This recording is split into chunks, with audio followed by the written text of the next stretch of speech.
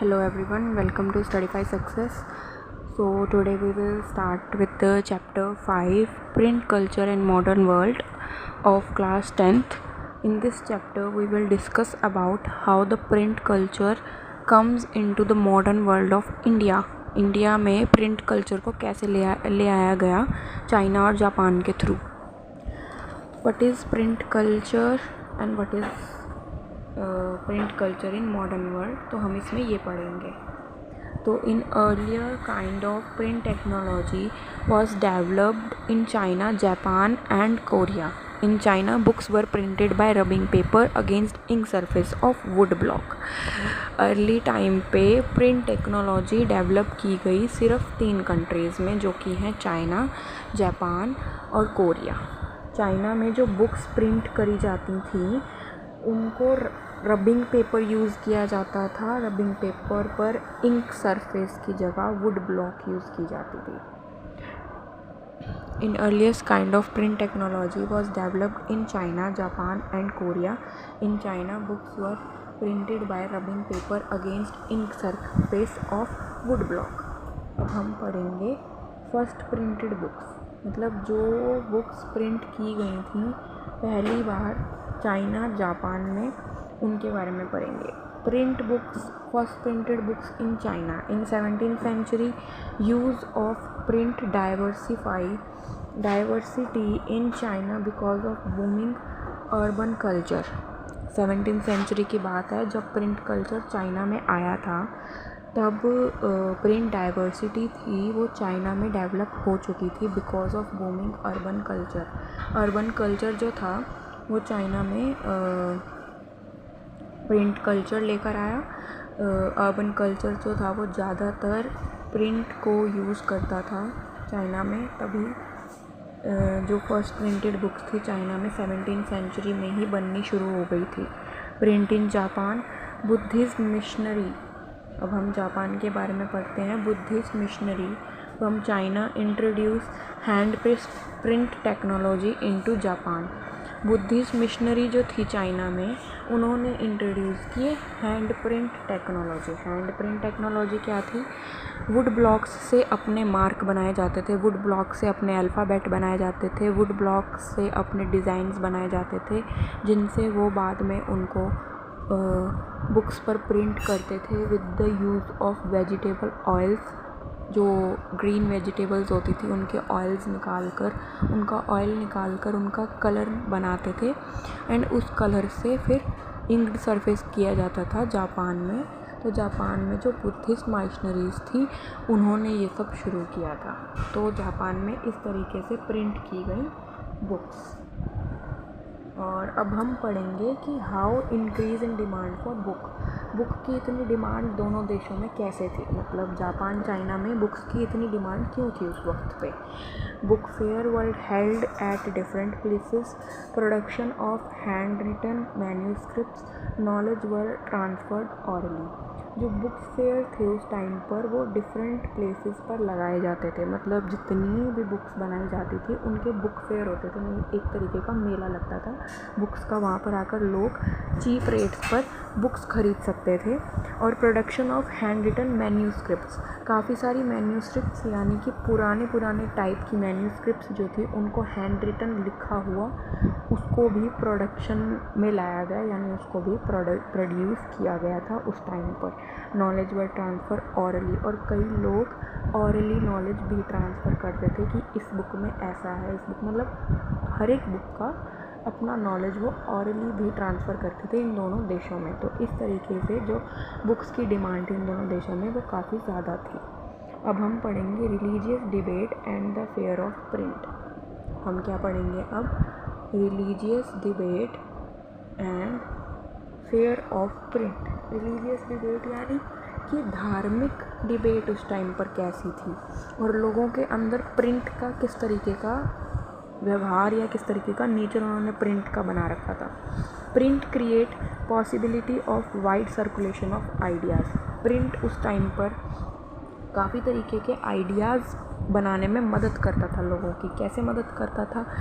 Print से हम काफ़ी सारी मैन्यूस्क्रिप्ट्स लिख सकते थे, प्रिंट से हम आर्थियोलॉजी लिख सकते थे, प्रिंट से हम काफ़ी सारी चीज़ें बता सकते थे, चाहे वो रिलीजियस हो चाहे वो कैसी हो, कि एक ही धर्म, हर एक धर्म एक बराबर।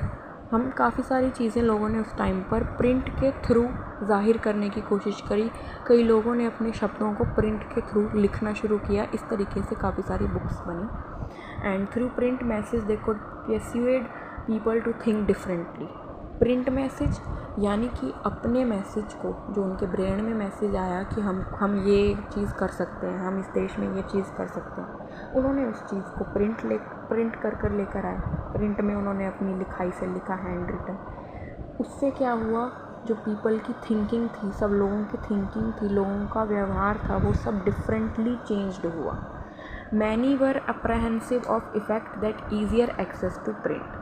उस टाइम पर जो काफ़ी सारी चीज़ें थी वो इफ़ेक्ट की गई ईज़िली एक्सेस करने से प्रिंट के। A new intellectual atmosphere are helped spread new ideas. उस टाइम पर ऐसा एटमॉस्फेयर बन गया था कि लोगों को एक स्पार्क मिल गया था कि हाँ, हमें ये आइडिया आ रहा है, हम इसको बुक में करेंगे, हमें ये आइडिया आ रहा है, हम इससे हम अपनी बुक प्रोड्यूस करेंगे, प्रोडक्शन में लेकर आएंगे। तो इस तरीके से लोगों के जो माइंडसेट थे उस टाइम पर वो चेंज होने लग गए। अब हम पढ़ेंगे print culture and French revolution. जो प्रिंट कल्चर था फ्रेंच रेवोल्यूशन के टाइम पे, उसका क्या रोल था? Print popularised ideas of enlightenment thinkers. French revolution के टाइम पर जो प्रिंट था वो काफ़ी ज़्यादा पॉपुलराइज था। क्यों था पॉपुलराइज? क्योंकि वो उस टाइम के थिंकर्स की जो वर्ड्स होते थे उनको प्रिंट कर देता था। जो भी थिंकर उस टाइम पर कोई वर्ड्स बोलते थे अपने, वो ऑटोमेटिकली उनको प्रिंट कर देते थे। तो इसलिए फ्रेंच रेवोल्यूशन में प्रिंट पॉपुलराइज था। Print created new culture of dialogue and debate. French revolution में प्रिंट की ही मदद से डायलॉग्स एंड डिबेट्स बनाई गई। लोग डिबेट्स करना शुरू कर देते थे। उनको कोई टॉपिक मिलता था तो एक दूसरे के आमने सामने आकर दो लोग शुरू हो जाते थे डिबेट करना कि मैं अच्छे विचार रख सकता हूँ, मैं अच्छे विचार रख सकता हूँ। तो इस तरीके से फ्रेंच में न्यू कल्चर शुरू हुआ डायलॉग और डिबेट का। 1718 there was an outpouring of literature that mocked the royalty. 1780 की बात है जब आउटपोरिंग लाई गई लिटरेचर में। तो उसने क्या किया ना, उसने जितनी रॉयलिटी थी, जितनी भी रॉयलिटी थी, उसको मॉक कर दिया। तो इस तरीके से प्रिंट कल्चर तो था हमारे फ्रेंच रेवोल्यूशन में काम आया। अब हम पढ़ेंगे कुछ बातें 19th सेंचुरी में कि उस टाइम पर क्या था। As primary education become compulsory from late 19th century. 19th century से ही प्राइमरी एजुकेशन को कंपल्सरी कर दिया गया था कि हर एक व्यक्ति को प्राइमरी एजुकेशन कंप्लीट अपनी करनी बहुत ज़रूरी है। Women became important as reader as well as writer.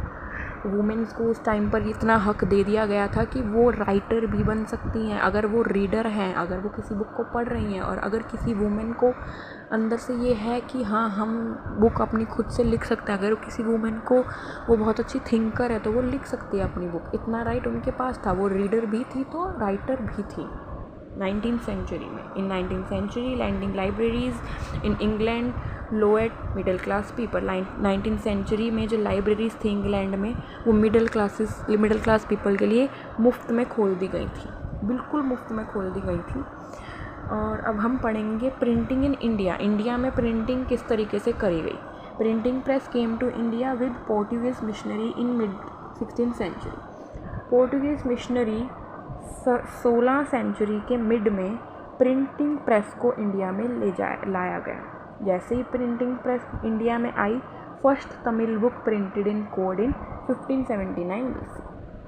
Tamil की एक बुक प्रिंट गई उस टाइम पर जब पोर्टुगीज़ मिशनरी लेकर आए मिड 16th सेंचुरी में, तब पहली तमिल बुक प्रिंट की गई। Weekly magazine Bengal gazette started publication in 1718। फिर 1718 में एक वीकली मैगज़ीन स्टार्ट हो गई जिसका नाम था Bengal gazette. First printed edition of Ramcharitmanas of Tulsidas came out in Calcutta in 1810। फिर क्या किया गया, पहली edition book of Ramcharitmanas Tulsidas की, उसको कैलकाटा में इंट्रोड्यूस किया गया 1810 में। फिर वीकली मैगज़ीन बंगाल गैजेट जो थी वो 1718 में जो स्टार्ट की गई थी वो रामचरितमानस से भी ज़्यादा अच्छे से उस टाइम पर डेली यूजेस में बिकनी शुरू हो गई थी, क्योंकि वो वीकली मैगज़ीन थी, लोगों की आदत पड़ गई थी रोज़ रोज़ वीकली उसको पढ़ना। तो इस तरीके से प्रिंटिंग जो थी इंडिया में स्टार्ट की गई। तो ये था हमारा chapter print culture and modern world of class 10th। आप सभी को इसके proper hand written notes description में मिल जाएंगे। आप लोग डिस्क्रिप्शन में जाकर इसके नोट्स का एक्सेस ले सकते हैं बिल्कुल फ्री ऑफ कॉस्ट। अगर आपको और किसी क्लासेस के नोट्स का एक्सेस लेना है आप लोग उसका भी एक्सेस ले सकते हैं, आपको डिस्क्रिप्शन में उनके भी लिंक्स मिल जाएंगे। तो आज के लिए यही था। Thank you so much.